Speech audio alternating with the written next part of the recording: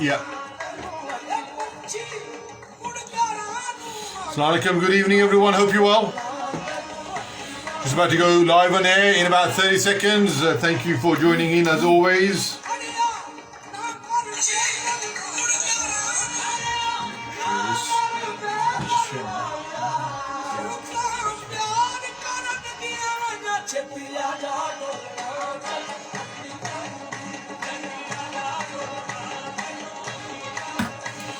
Assalamu alaikum everyone, hope you all keeping safe and more importantly as well, keeping warm. It's sub-zero temperatures for the last few nights, and the topic that we are going to be discussing tonight is absolutely apt. We are relatively in comfort. We are inside the studios. You're in probably if you are watching at home in your offices or probably in your cars, whatever it may be, in relatively comfort, relatively warmth. Imagine for those people that are sleeping rough. Imagine for those people that have no accommodation, no permanent accommodation, and are having to rely on the state, on the council, on fantastic organisations like yourselves. Moe Nawaz is here, who's going to be talking about homelessness, but with a twist tonight as well. So that's the aim of the today. And please, as always, I want you to share your experiences, your thoughts about homelessness, and what do you think about the government's target about eradicating rough sleeping by 2024 as well. Is that realistic? Is that achievable? Do they have the political will and the finances to deliver on that target? So let's go from there. So assalamu alaikum, good evening. My name is Mr. Ali. As always, it's Tuesday evenings as we hit the international airways on Radio Aapki Awaaz. To listen to the show, please dial in to www.aapkiawaaz.co.uk, and you can also listen to us on TuneIn Radio and Radio Garden app as well. Alternatively, if you are listening and watching us on social media on Facebook, then please continue to make this a two-way dialogue. The studio number is 01216829735 as well. It is a bitter cold evening. So please, I think the topic today is all about supporting homeless people via social enterprise. So this is not the traditional way of helping out or giving to charity. This is about empowering people, and I really, like that aspect, and hence why I was keen to get the director of, is it Homelessness One or One Homeless One? Homeless One, Moe Nawaz, who's been doing a sterling job now for 3-4 years, providing the people of Birmingham and the West Midlands with a safe space for them to come, for them to interact, meet people, be treated with respect, and thank you, big brother, and also be given a hot meal as well. And this time of the evening when it's bitterly cold, that is just priceless as well. So that's where we are. But before we go on to the topic, as always, what I do is, I know today was the first day when we had the first set of patients. I think it was Margaret and also Mr. Shakespeare, who were the first patients of receiving the new vaccine, the Pfizer vaccine. And that does not mean that we become complacent. That does not mean that we start, not adhering to the safety rules, about the social distancing rules. Please continue until this has become a wider rollout. Please continue to keep a 2-meter distance, wear a face mask, and sanitize and wash your hands as frequently as possible. So I'm just going to give you the local figures of COVID, and we are going in the right direction. That is pleasant to see. Bhai Majid, thank you very much. Thank you, sir. Amjad Mirza, wa alaikum salam. Thank you very much. So the week, the commencing 3rd of December 2020, the cases in Birmingham were 186 cases per 100,000 population. In terms of new cases, that was 2,132, and that compares favourably compared to the week previous, which was 26th of November 2020, whereby there was 262 cases per 100,000, and in terms of new cases, 2,992. So in terms of new cases per 100,000, there's a decrease by 80. So we are going in the right direction. So hopefully now with the vaccine, with us really adhering and complying with the social distancing, the numbers are going down, and hopefully this will be the light at the end of the tunnel as well. And that seems to be across the whole of the West Midlands, if not nationally as well. So today, onto today's topic as well. So I have got my very good friend, someone that I look up to, someone that I see as an inspirational figure, both in terms of business, but also now in terms of philanthropy work that he's doing and dedicated himself through Homeless One, is none other than Moe Nawaz. Someone that you don't need, doesn't need any introduction, but I think this may be your second or your third time that you have come into Radio Awaaz. So a huge warm welcome to you, Moe Nawaz. How you been keeping, and how's the last 8-9 months been for you? Well, it's just another time period, isn't it? Uncharted territory for all of us to learn, and it's opportunities. They're there, and just get on with it. Yeah, no, and that's the mindset that you have. I know it's been absolutely tough. It hasn't been easy at all, and it depends on your mindset. We can feel sorry for ourselves. We can, think, why us, or why, you can feel, really down in the dumps.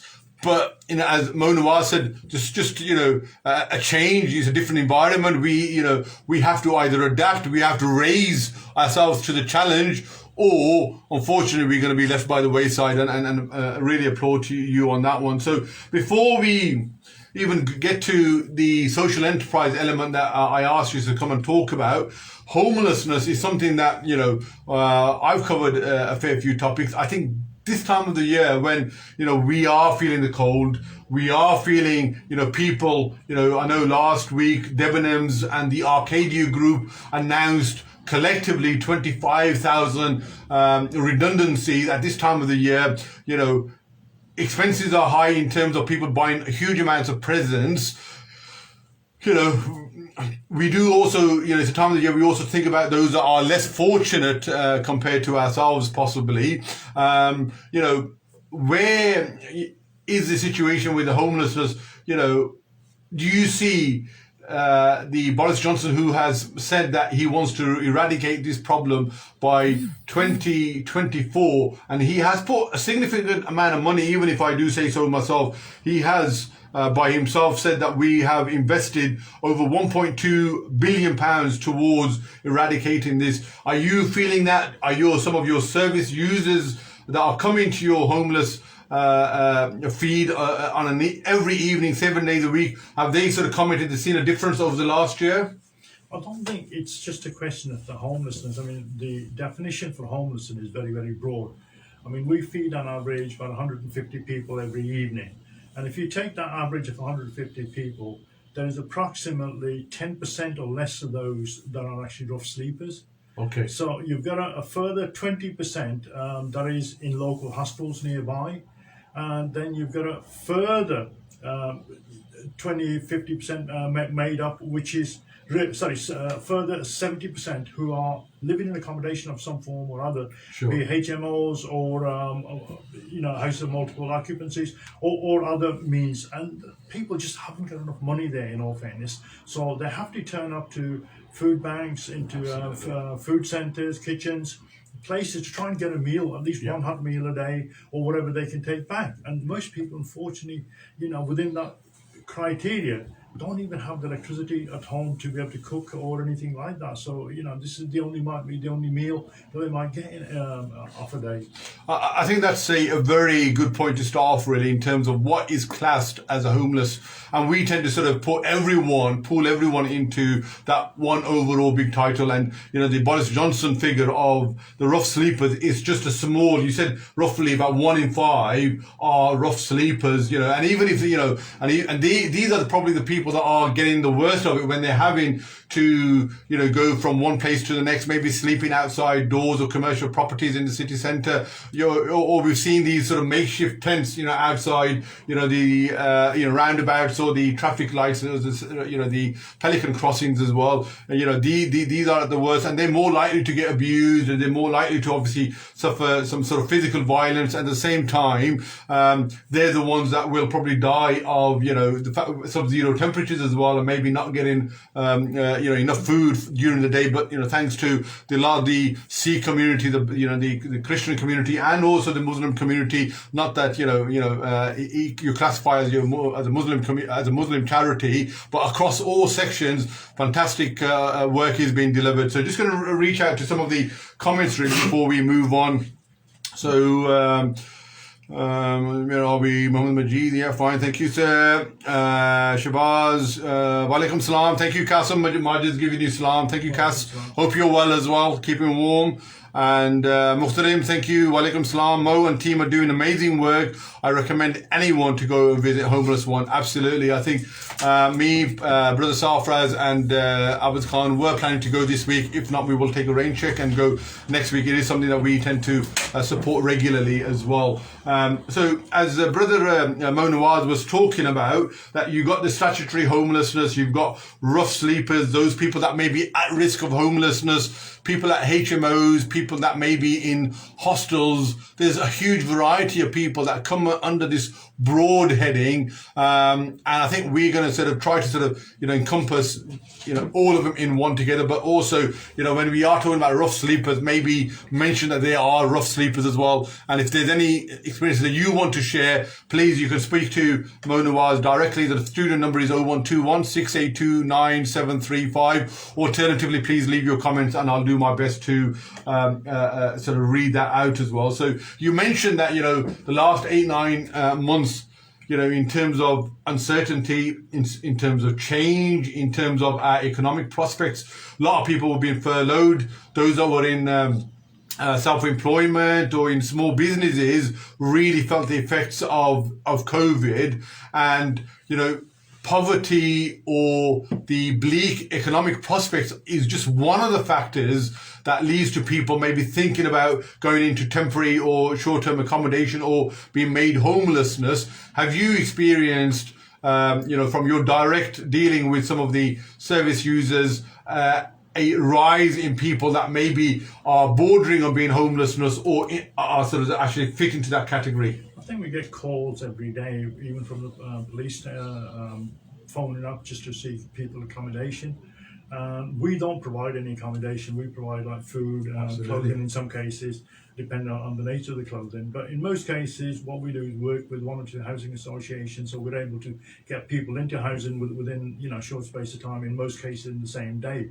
But with these sub-zero temperatures now dropping, the government have kicked off an initiative which actually kicked in last week. Yes. So there's I have got the number on my phone. If you need, I can give you. Maybe at the break we can just share that with people. Share that number. You just ring that number up, and you'll get picked up, or they'll tell you where to go. Yeah. So you will, get shelter overnight. So you're not going to be left out in the cold. So there are provisions in place for that. Yeah, no, that's fine. There's a message by Cass, actually, who said, Mo and team are doing amazing work. I think I read that one. My question to Mo is, I think similar to what I just asked, is does he feel the problem is getting worse, bearing in mind they now run 7 days a week? The problem's always been there. It's not going to go away. I think, whilst we've got poverty in the communities that we, live in, you're always going to find that sort of problem, regardless. But they all get tarred under that umbrella of homelessness. So anyone that's desperate for food or such, and again, we've got to be thankful for the people that don't come out there, and those are the ones that really need to feel sorry for, who are too embarrassed to be seen coming up to a food bank or coming up to a food kitchen. Those are the sort of people we as neighbours should be looking out for, to see, what our neighbours are like, what are their needs, how are they coping through these sort of difficult times.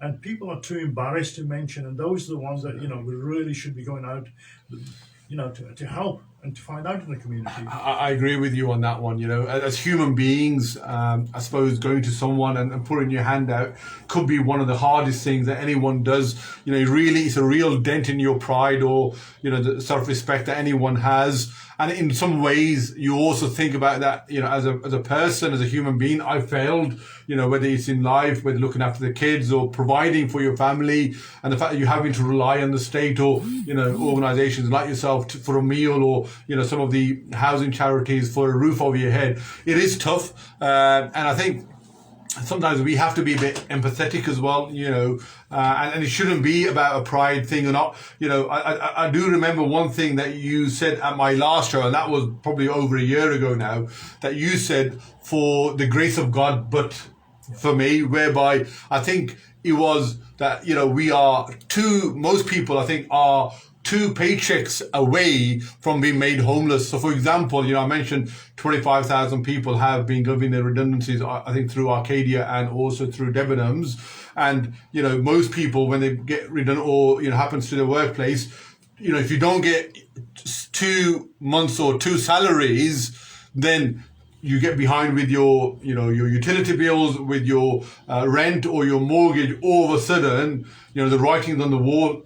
And before you know it, you may be that person that you may get that eviction notice, or you may end up with, you know, temporary accommodation or even homelessness. It's not only that. I mean, during these difficult times, being locked up behind doors, you've got more family disputes going on. So again, people splitting up in relationships, in marriages, parents falling out with children, children falling out with parents. The number of phone calls we get, even though I say make clearly we don't provide housing, you know, all hours of the day and night, like, you know, from the police and other people saying, look, can you please, we've got somebody here that needs help.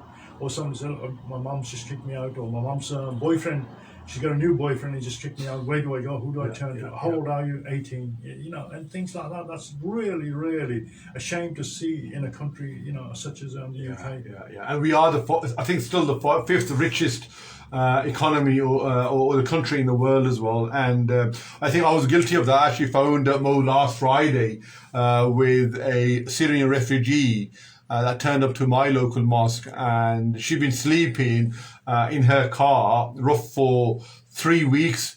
And she was after some money and some food, and we obviously told her, you know, whether to obviously turn up to yourselves and to also Green Lane Masjid. They've got a food bank as well. And she was saying, look, you know, I just don't know where to go. And obviously there was a bit of a language barrier, but we sort of managed to sort of signpost her. And I hope she's, you know, because this is no place to be sleeping, even in the car, because, you know, you can't leave the engine running overnight, can you, as well? So, absolutely. The other thing was also, I know, before we go on to the main points as well, can you give us, you know, some of the other reasons why people sort of maybe be classed as homeless? I know mental health is a big thing. The other thing that I was also doing, as a research for this show was whereby there was a person's mom who was the council tenant, and she passed away. The mom passed away, and when she passed away, the council wanted that property back. So this is a 30-year-old lady now, and she goes, I had nowhere to go. So it was my mom's flat. She's passed away, and the council wanted it to give it to someone else on the waiting list, and they just took it off me, and I had to be moved into temporary accommodation with my 9-year-old boy. And just one small example of how things within a short space of time. You mentioned about disputes, divorce, anything. You know, at the moment we have seen a rise in domestic abuse, domestic violence. All sorts of things happen. I know within some of the Asian community, within the the Indian community, there's also forced marriages as well. I know when I was volunteering, we had a young girl from Bradford that had come all the way to Birmingham. When I was trying to get to see if she had any family support, she goes, no, I ran away because my family in Bradford were trying to force me into a marriage. And she goes, I've just come down to Birmingham. So there's all sorts of reasons. I mean, mental health is another one as well. I mean, mental health for most of the homeless people is right at the top of the list. And this is one of the difficulties in trying to house people that haven't really got proper care. Yeah. So if you put people into accommodation and have mental health, the likelihood of them staying in the accommodation for long is very, very rare. Yeah. Because they need, permanent care. I mean, you might not remember this, but going back in the 70s, there were four major mental hospitals in Birmingham. Yeah. We had St. Margaret's, we had, oh, crikey, I'm just trying to, All Saints over in, by next door to Winston Green Prison. Yes. There was Rubery Mental Home, and there was another one in Northfield. One in Edison as well. Is it Moorcroft with it? Or Yeah. And these are 4 to 5 major, and I'm on about major size institutions for the mental, care. And then all of a sudden they started shutting one down after the other with the intention of moving these people out into the community. But you move them out into the community is fantastic, but when you haven't got the care, or you're really slicing that bread with a razor blade and just so thin that you just cannot get that service that they need. Absolutely. And I think, with mental health, we are getting to grips with it, but with mental health, it does, the rehabilitation, the support is a long-term process, and it can't be done overnight, and you do need a multi-agency support with it, because I know a lot of the benefits are now online as well, and we know not everyone is able to sort of think coherently, logically, methodically, and get everything in place and use the internet and the phone or the computer in order to process their application as well. So not everyone is wired the same. We all have our uniqueness. We all have our differences, and we gotta appreciate and celebrate that as well. We don't want to be all of the same ilk. Javed Akhtar, you made a comment that you can't hear Brother Moe. Is that better now? I've just put the mic slightly closer to Moe. Just please let me know if that's okay, and if I can also ask just slightly if you can raise your decibels as well. Please. Can you hear me? That's better. I should wait if you are. And also, Moe, the other thing I'm gonna I hope I don't get lynched for this is the unscrupulous landlords, because we know the supply and demand isn't equal. A lot of people do find this the opportunity to really go above inflation and raise their rents, and rather than, saying that, people are feeling difficulty, all right, I'll leave it as it is, or I may give you a couple of rent, discount for 1 or 2 months, and when things pick up, maybe in the new year. No, it's unfortunate, but a lot of the landlords and the HMOs, they just purely come in for the money. Up until literally 2 years ago, we didn't really get involved with the housing association simply because some of the landlords and some of the properties that we went to, look at, they really weren't even fit for animals, in all fairness. And yet there's people being housed in there, so they can just, the greedy landlords who just want the money and nothing more. And again, we get probably 3 to 4 phone calls a day, again, from different housing associations. Oh, we've just completed 6 HMOs. Would you like to send some homeless people down? Well, hang on, man. Do I look like a pimp? For God's sake, man. Go and do your own work. Go and get approved by the local authorities, and the local authorities will send you referrals.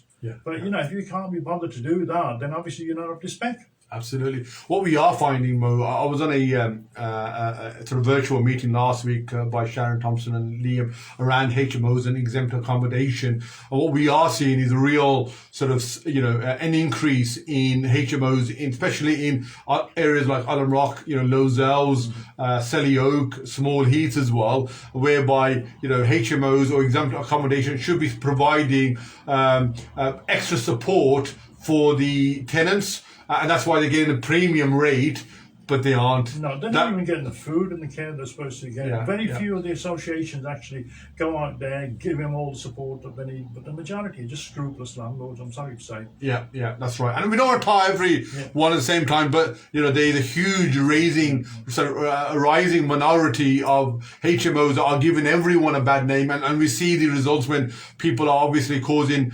resorting to crime, causing differences within the community, and it's having a negative impact on the local residents as well. So I think that's something that we have to sort of bear in mind. The problem lies with the government. They really need to provide permanent accommodation in proper flats, not just, bang somebody up in a boxed room. In a typical sort of scenario, if you've got a small place and you've got 6, 10 or even 12 HMOs within a place, now imagine somebody who's just become homeless and he hasn't done anything, and then half or good 60-70% of the people in there are either going to have alcohol problems or drugs problems or mental health problems. How do you think that individual is going to fall into that place? Sure. He or she's not going to be able to cope. Yeah.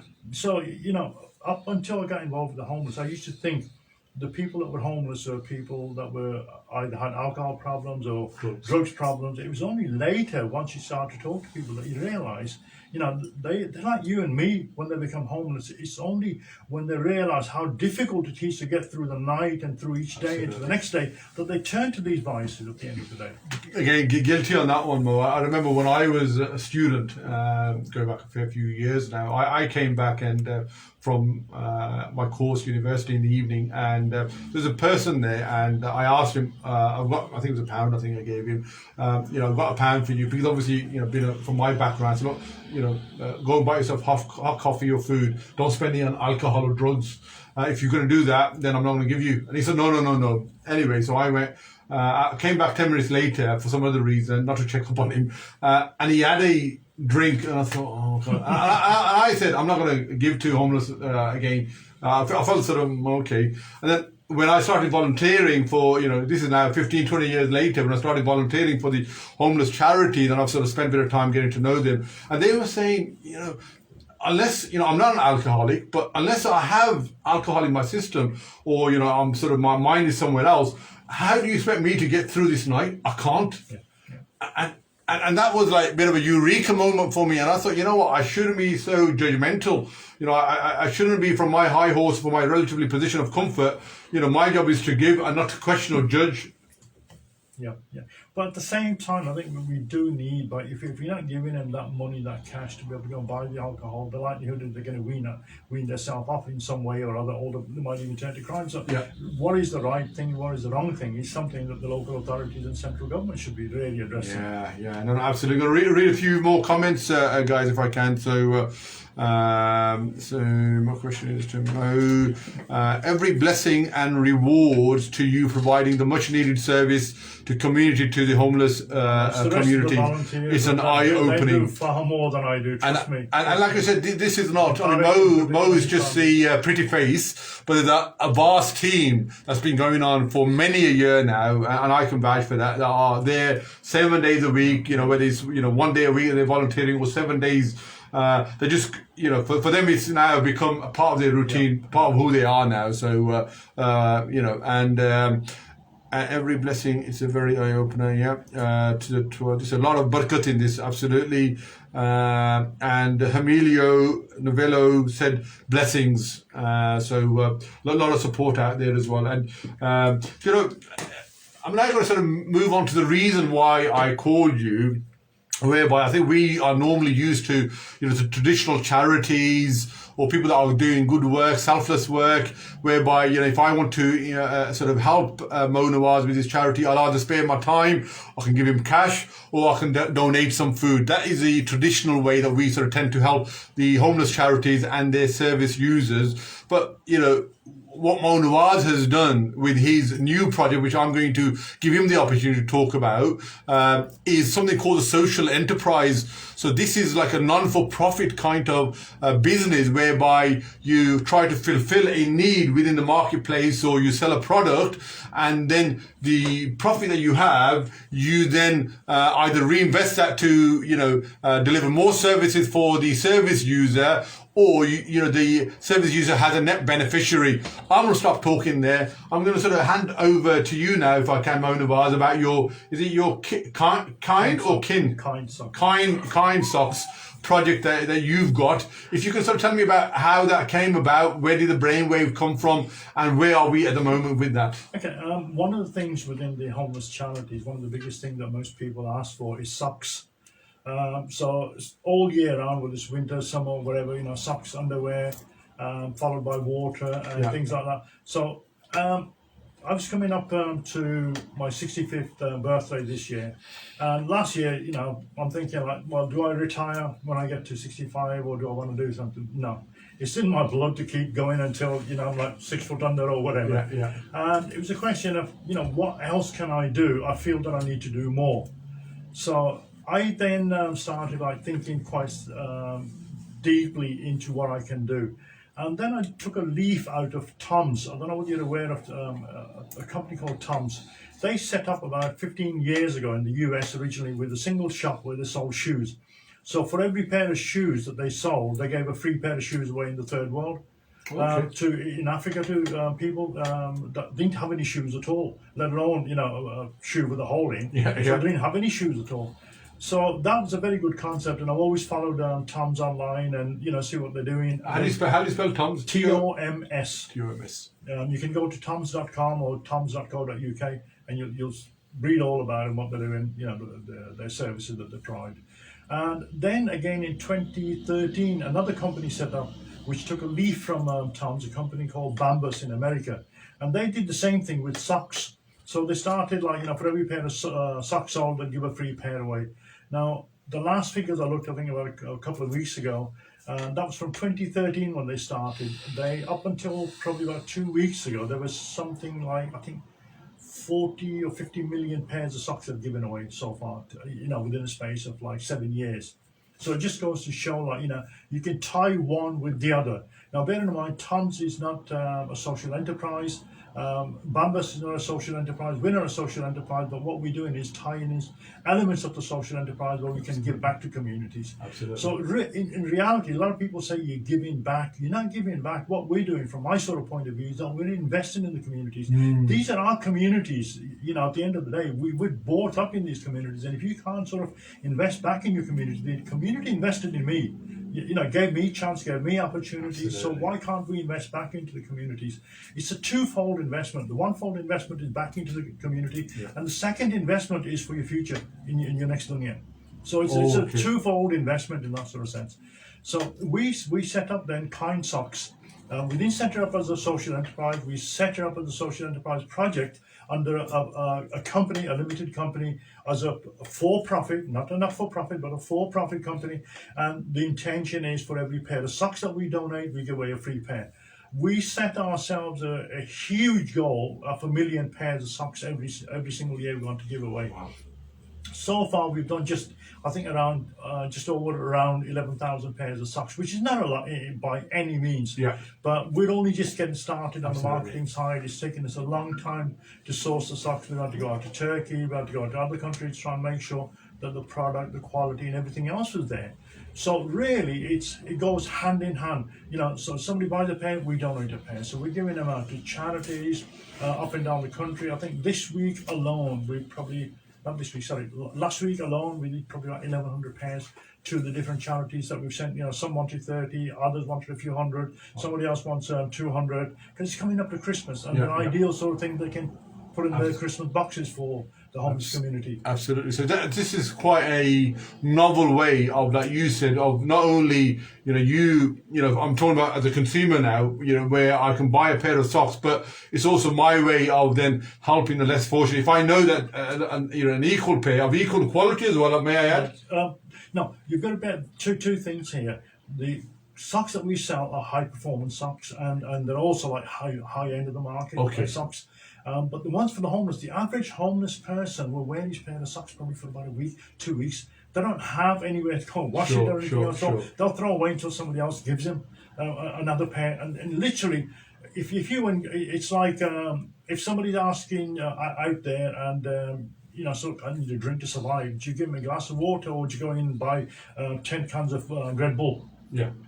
So it's again trying to be sensible and saying, okay, if I buy them an expensive pair of socks and they're going to throw them away 2 weeks, for that money I can buy 10 pairs of socks for 10 people to serve those 10 people far better than I can trying to be selfish and try and justify it to the one. Yeah, no, that's fine. So even the socks that we provide, I mean, I've got some samples. Which we are going to have a look at that. So I wear a pair of socks, and knowing that there's going to be a quality pair of socks going to the homeless people who, because of, for one reason or other, they may sort of use it for 7 to 10 days, because they may have holes, or because obviously they're walking in wet weather as well. Their turnover of socks is going to be much faster and quicker than maybe someone, who's not, should we say, classed as homeless as well. And, at the moment, I mean, what's the response been from both the service users where they're getting the socks? Because I can imagine, because I know when we are feeling the cold, it's your sort of, your edges, your ears, your nose, your hand, your fingertips, your feet tend to sort of be the most coldest. So when they are sort of they're receiving a pair of socks and someone's buying a pair of socks, knowing that one's going to go to the homeless, what's the feedback been from the consumer and the service user? The service user are always grateful. I'm sorry to say, but give them anything free. Yeah. They're going to be grateful for it, especially in this weather now. Yeah. I mean, next year we'd love to add hats and gloves to go with them, especially for the winter season. Yeah. But at this moment in time, we're just doing socks. We can always add more. We can always do more. But it's a question of what your limited resources are and what you Sure. can do with those limited resources. But from the consumer that's buying, it's amazing how many people want to be supportive of that. Project to say, well, I want to help you achieve that. Here's my details. This is what I want to buy. Some will buy one pair of socks. Others will buy. So I'll buy 10 pairs. So 10 people are going to get. So it's swings and roundabouts. And the most important thing is that they're getting quality. And one of the things that we actually pride ourselves is our little tagline is delivering comfort and kindness. So the comfort is you're buying yourself a comfort, but every morning when you put on those pair of socks, you can feel, that you're feeling comfortable and have that smile, knowing full well that you've actually made somebody else happy with your kindness. Yeah, I like that strap line as well, actually. Because it encompasses exactly the objective or the aim that you were trying to achieve as well. So in one sort of hashtag, you got that. And in terms of the response you mentioned that you managed to so far, I think it's only been a couple of months. But I saw some of the pictures that when you were in Turkey. It's been, and you've sold 11,000 pairs as well. For those people that are interested in maybe purchasing a pair of socks or giving them as a Christmas present, how would they go about doing it? Just go into Google, Kind Socks. Now, socks is spelled S-O-X, so it's KINDSOX. Kind Socks, we're on Amazon, we're on eBay, and then kindsocks.com is our website as well. Yeah, so I just want to repeat that for those of you that are listening or watching. So the website, or if you're on Amazon, or just put it into Google, just put Kind, K-I-N-D, and Socks is S-O-X. And go in there, and you've got an array of different socks in different colours as well. We'll show you some of them in a bit. Yeah, absolutely. So that's where we are as well. So I hope we're going to just read a few comments out, then play a bit of quality, and we'll come back, and hopefully by that time we'll have some of the samples out for you as well. So actually, there's a chap by the name of Chris Haycock. Yes. Oh, okay. Kip bag. Yeah, okay. He does sleeping bags for the homeless community. Then he was homeless himself at one time. Absolutely amazing guy. Absolutely Yeah. And he's obviously given a bit of a narrative from his own experience. And he said, if I don't have alcohol, how do I get through the night? Spot on. A lot of people don't realize this. When I was homeless, wow. Thank you, Chris. The number is 0121 682 9735. Chris, if you want to share your experience for someone who's been there, done it, then please, we're more than welcome to have you on our line. When I was homeless, the night were often bitterly cold. It was impossible to sleep. Alcohol provided a temporary way to get an hour or two sleep in a doorway or under some stairs. We should never judge others. Absolutely, Chris. We all have coping mechanisms and reasons behind our actions, even though others may not be able to understand them. Well done for sharing this. And I think also it comes with maturity. When I was sharing my experience, I must have been sort of, 2021, and when you've got a bit of life experience under you, and when you've, mixed with people and got their side of the story, then you realize that, I think sometimes we're a bit too quick to judge people. Thank you, Chris. That's real amount of bravery there, Chris, for coming in and talking about your story. And like I said, I will read out that number again if you want to sort of come on and just share anything that you want to from your days when you were homeless as well. So we've got just a bit of maybe a 2-minute ad break, and then we will come back and pick up with where we've left off.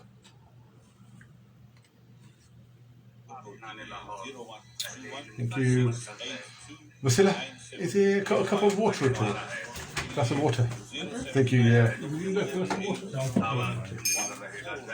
This is where normally that's package that normally rolls out.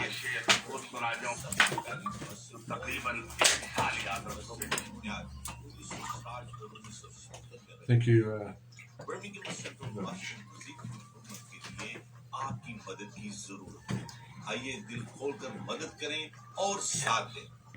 Hope you're well, everyone. Hope you're keeping warm and safe.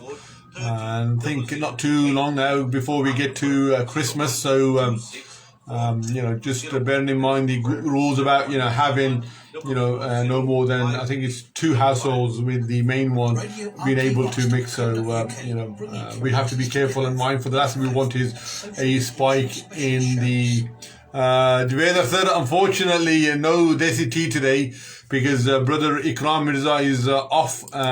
He's as you know, he's had a bit of a bereavement. He's had a bereavement with his dad passing away, so he's not here to warm my cockles up with lovely Desi tea and Moe Nawaz actually. So we are missing Ikram daily, if nothing else, for the cup of tea. So I think hopefully within a few weeks he'll be back as well. So with your duas, just give it a second. So that's fine.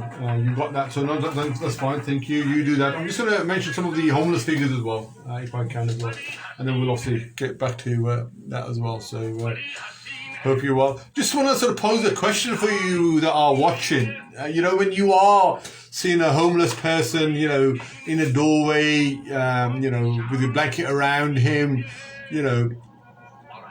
what's the thought that comes to your head? Do you tend to sort of give them money? Do you try to give them food or hot drink? One of the worst things that can ever happen is when a lot of the homeless people, I said when people don't even acknowledge we say hello to you when you're walking past.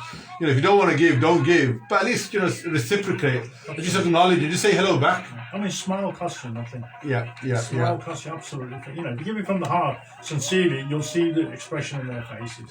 Absolutely. And Mo just said, I know the music's in the background for a minute, that a smile costs nothing. So if nothing else, give them a smile, that, really make their day. Look, acknowledging someone who's falling on bad times, acknowledge and just give them a smile. I know there's 1 or 2 people actually go and spend maybe 5 minutes just asking how they are. And that makes a huge difference to them. Absolutely. Because not many people do, and it's sometimes the human interaction is something that you can't put a price on as well. So I'm just going to leave this Quali on for Aziz Mia for about another 10-15 seconds, and then we'll recommence as well. We've got about 20 minutes of the show. If you want to get in touch, it's 0121 682 9735.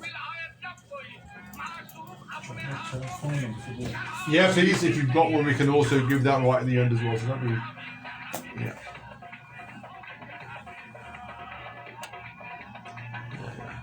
We need, Basila, we need Ikram Bek. Okay, so 0300 Yeah. 500 0914. 0914. Yeah, Very it's called soon. Street I Link. think he's Was it called Street Link? Street Link, yeah. It's a government initiative, so just phone number, they'll give you the price. Yeah. It is for accommodation now, isn't Yes. it? Yeah. Okay, I'll give that actually. Absolutely. Especially when these cold nights. Yeah, most definitely. Assalamu alaikum, good evening everyone. My name is Mr. Ali. Welcome to the Community Wellbeing Show. And this is the second half of the show. We've got about 20 minutes left. We are talking about supporting the homeless, the vulnerable people through a social enterprise, which we are sort of halfway through discussing.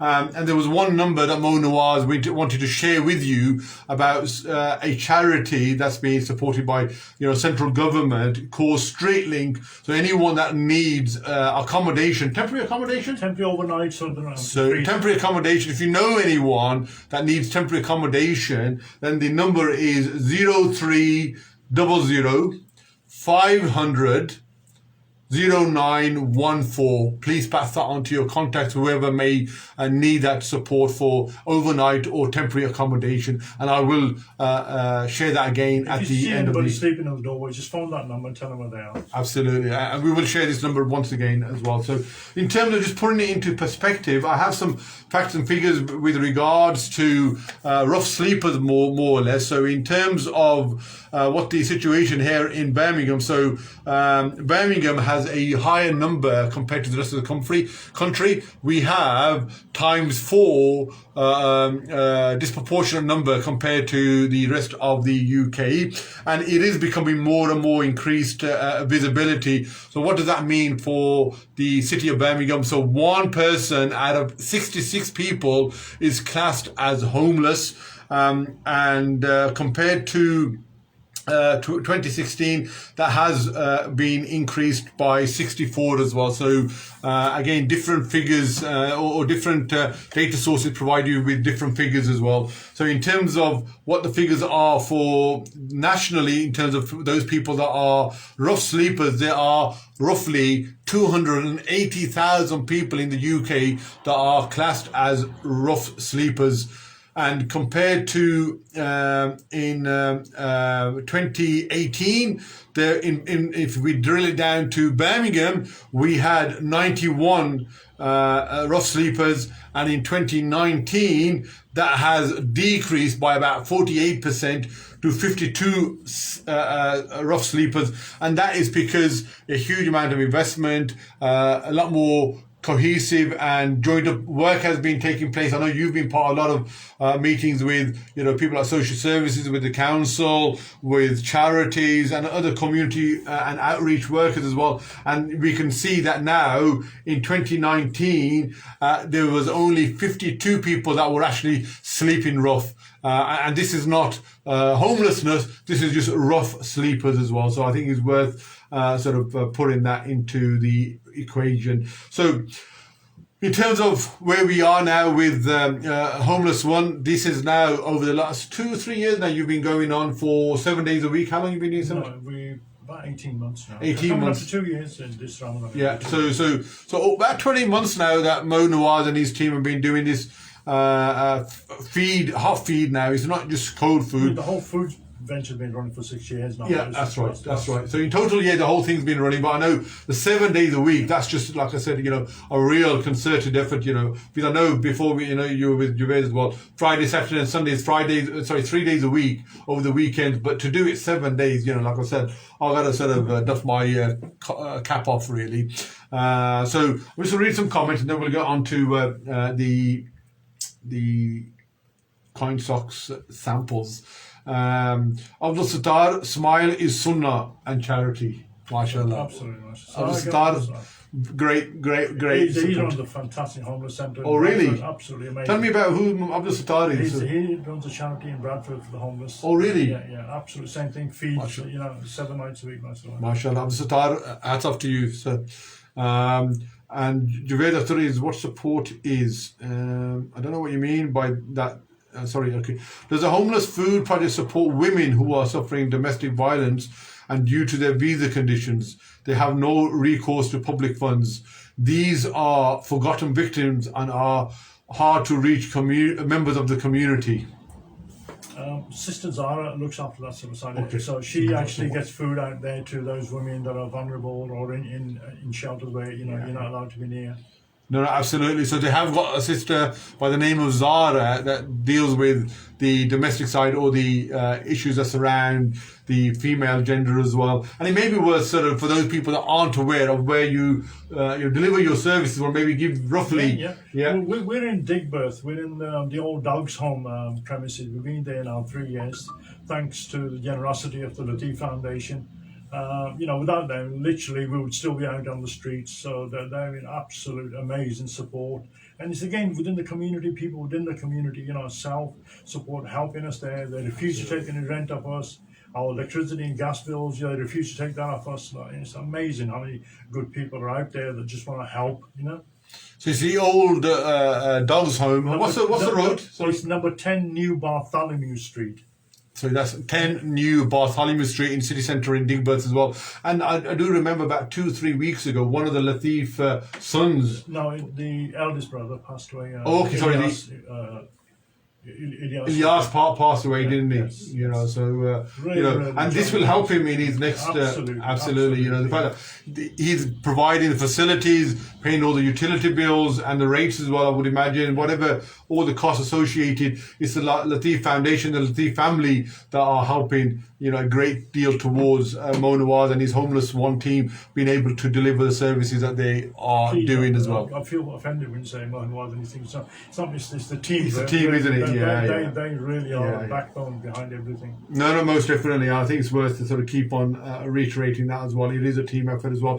So we were talking about, before the ad break, about the social enterprise bit, about, also, the business element of, selling a product or a service in order to then sort of provide another sort of service for the net beneficiaries. And in particular with the Homeless One team, what they are doing is they are set up a project called Kind Socks, KIND, Kind Socks, SOX, and you can Google that. And what they're doing is for each a pair or package that you buy, what they do is they then provide a pair for the homeless people as well, because as you can imagine, if you are on the streets or living in sheltered accommodation, your hands, your feet, these are the parts of your body that are really feeling the cold. And this is what they've done as well, and I take my hat off to even thinking about such a gesture as well. So this is wow, look at the packaging as well, really good. Kind Socks. Let's bring that closer. Obviously with the camera, you probably it's the wrong way around, but you can see it's a good quality product. It's okay if I open it as well.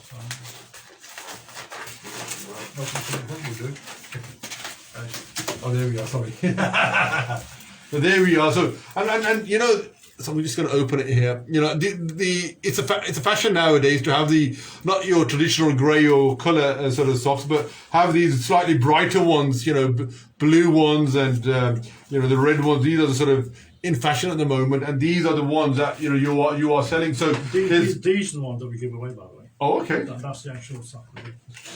Nothing wrong with that at all. Very, very good. So these are the ones. So this grey one here is the ones that the Homeless One team give away to not only their service users, but to other charities that are dealing with the homeless and the vulnerable. So they can also give it away. So, it's not just they themselves. Thank you, Abdul Sattar, for giving us the web page as well. So this is the socks. Is it just in the one colour, is it?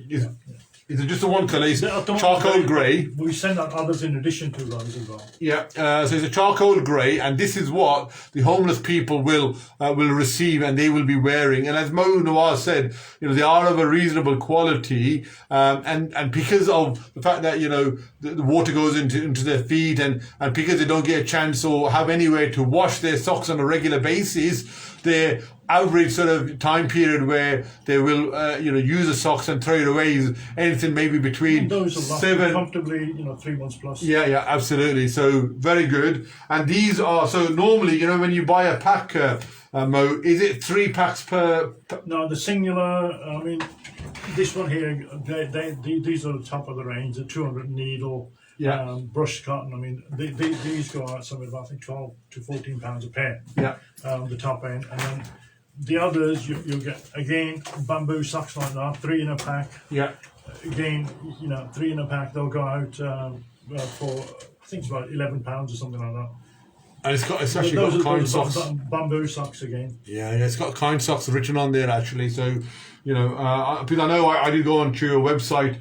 And they were like, 3 of these for about £15, £25, depending on, obviously your budget, your style, or whatever it is. The more fashionable you are, you probably, go for a higher budget as well. But, I'm just going to go with that strapline as well. Your strapline that you actually came out with. I mean, that stuck with me really. Delivering comfort and kindness, and for me that just encompasses what Mo's trying to do. So at the moment they've got 11,000 orders that they've already distributed.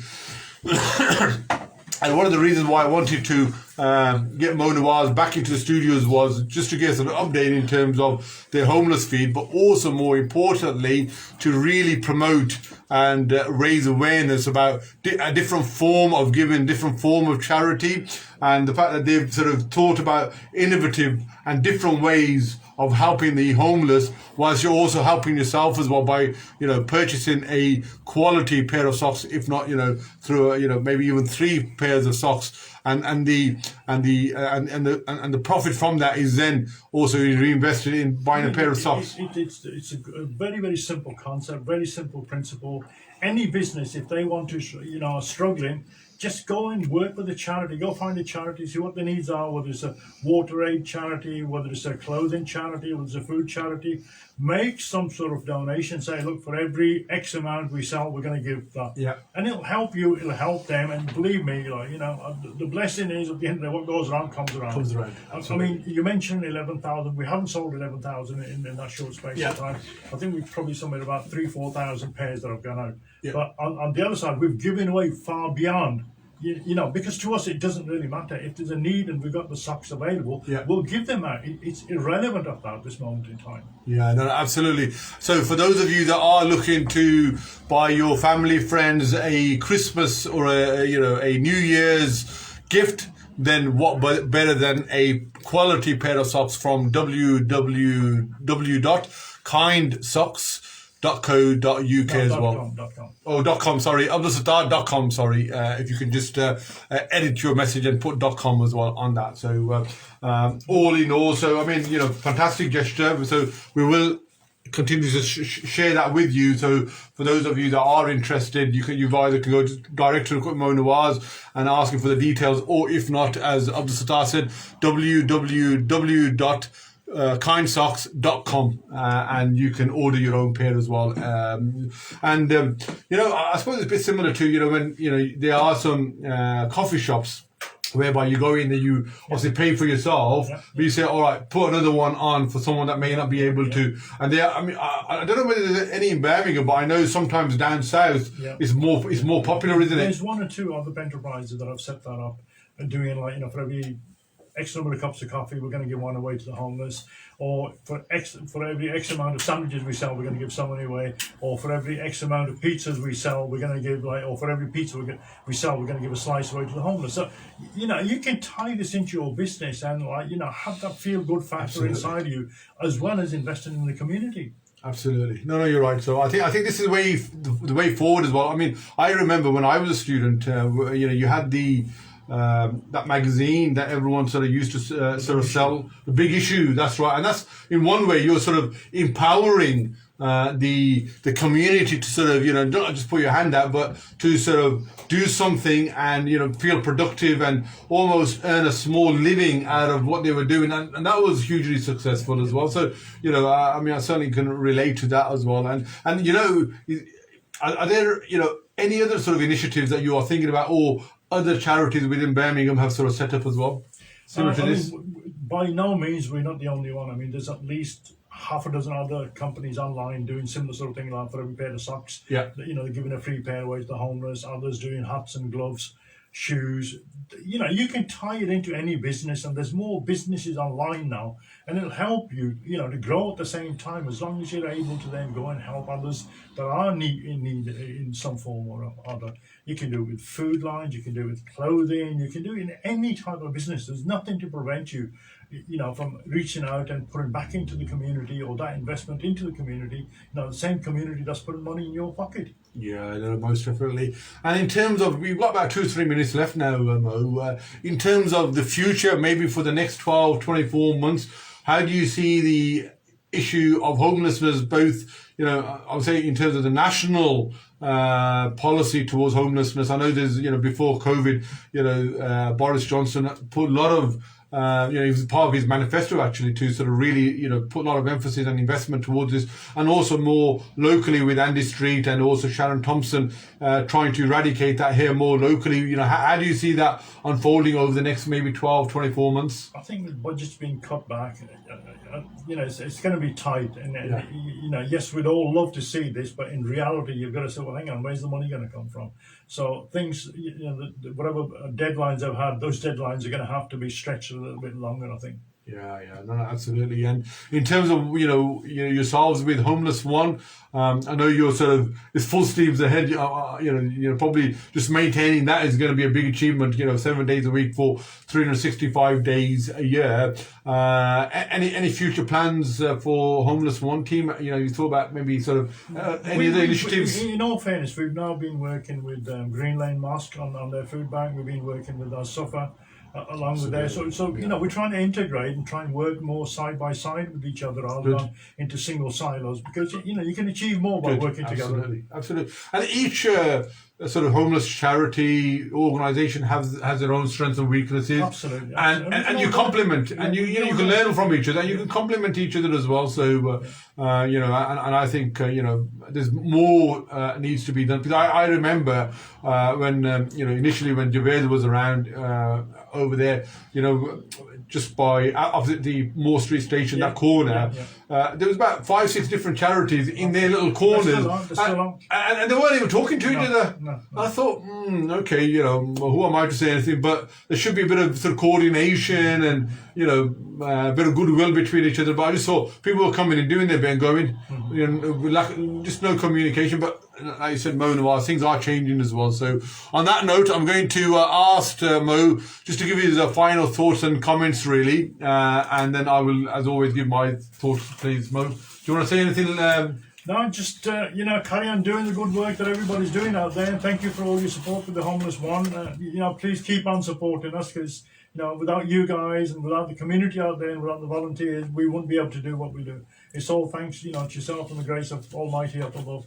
Most definitely, you know, and it just shows, you know, Moe Nawaz, someone who is a successful entrepreneur, a business consultant. People look up to him, you know, inspirational person. And I hope, you know, you don't mind me saying, someone who's more towards the, you know, the twilight of your career. You know, the fact that he has at this stage, you know, got a real new vigor and has reinvigorated himself, and maybe even sort of repackaged himself to sort of look out for those unfortunate, you know, if Mo can do it, there's no reason why we can't. And he's launched this new initiative whereby for every pair of socks that you buy, they will donate a free pair one to the homeless, to the vulnerable. And that is a fantastic initiative. So please, you know, go onto the website. Is www.kind,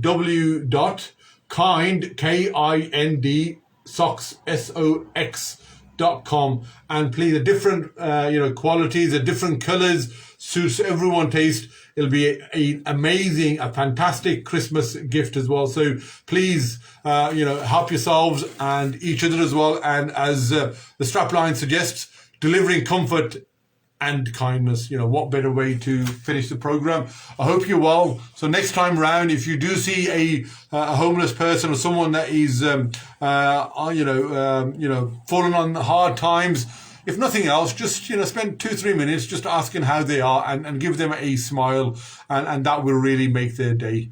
It is tough out there. It is cold out there. I am volunteering my services tomorrow, as I do every year, through our family charity with Asufa, you know, at Unit 4 Archway. So we're going there tomorrow, doing my bit, and we'll maybe take a walk through the city centre as well. I'll be wrapped up warm, but not everyone is that fortunate as well. So on that note, you know, this problem hasn't gone away. I know we are all experiencing our own difficulties through COVID and you know, the uncertainty with that. But hopefully now, with the vaccine being rolled out today, we can see the light at the end of the tunnel as well. So hopefully, you know, as Moe Nawaz said, you know, it is karma, you know. Let's help each other, and you know, we are only good or strong as the weakest part of our chain. And again, that's another of your cliches that I've just repeated as well. So you know, let's not get complacent with the COVID. Please, there's a lot of people still getting COVID. There's a lot of people still being, you know, in our acute wards, in our hospitals, at home. Please, hands, face and space, you know, wear a mask when you venture out. Sanitize your hand as much as possible and keep that 2-meter distance. Until next week, please look after yourselves and each other. God bless.